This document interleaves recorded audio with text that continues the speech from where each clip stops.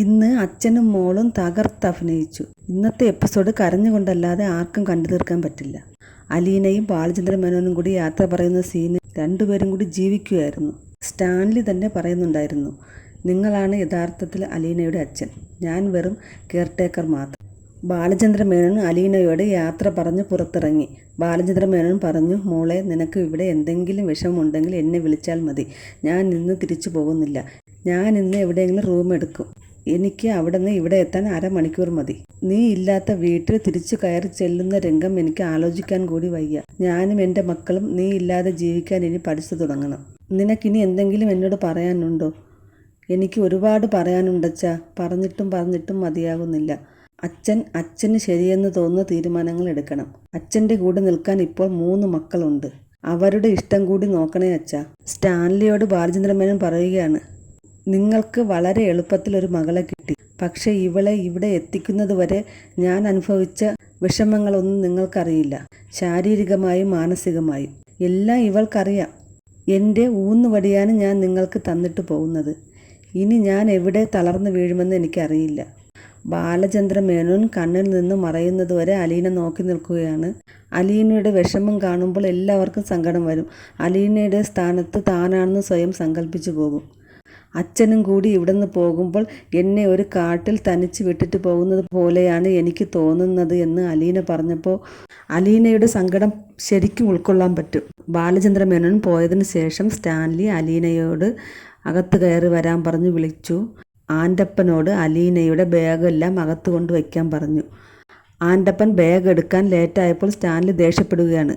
എത്ര നേരമായി ആ ബാഗ് അവിടെ ഇരിക്കുന്നു? നിനക്കത് എടുത്തുകൊണ്ട് വയ്ക്കാൻ ഇനി പ്രത്യേകം ഞാൻ പറഞ്ഞാലേ ചെയ്യുകയുള്ളൂ എന്നൊക്കെ പറഞ്ഞ് ദേഷ്യപ്പെട്ടപ്പോൾ അലീന പറഞ്ഞു, വേണ്ട, ഞാൻ എടുത്തോളാം. ഇത് എനിക്ക് എടുക്കാവുന്നതേ ഉള്ളൂ.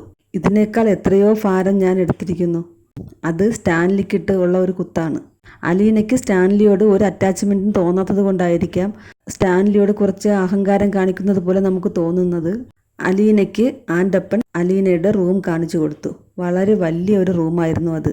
അത് കണ്ടിട്ട് അലീന പറയുകയാണ്, എനിക്ക് ഇത്രയും വലിയ റൂമൊന്നും വേണ്ട, ഒരു ചെറിയ റൂം മതിയായിരുന്നു. അപ്പോൾ ആൻ്റപ്പൻ പറഞ്ഞു, ഈ വീട്ടിലെ ഏറ്റവും ചെറിയ റൂം ഇതാണ്.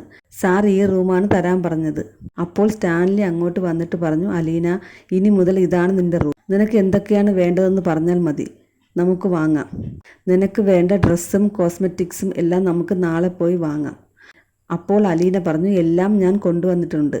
നിനക്ക് പുതിയ ഡ്രസ്സുകൾ നമുക്ക് 2 പേർക്കും കൂടി പോയി വാങ്ങാം. വേണ്ട, എൻ്റെ കയ്യിലെല്ലാം ഉണ്ട്, ആവശ്യത്തിലധികമുണ്ട്. പിന്നിപ്പോയ ഡ്രസ്സ് ഞാൻ തുന്നിയിട്ടിട്ടുണ്ട്. ഒരു പുതിയ ഡ്രസ്സ് ഇടാൻ ഒരുപാട് കൊതിച്ചിട്ടുണ്ട്. അപ്പോഴൊന്നും കിട്ടാത്ത ഡ്രസ്സുകൾ ഇനി കിട്ടിയിട്ടെന്തിനാ?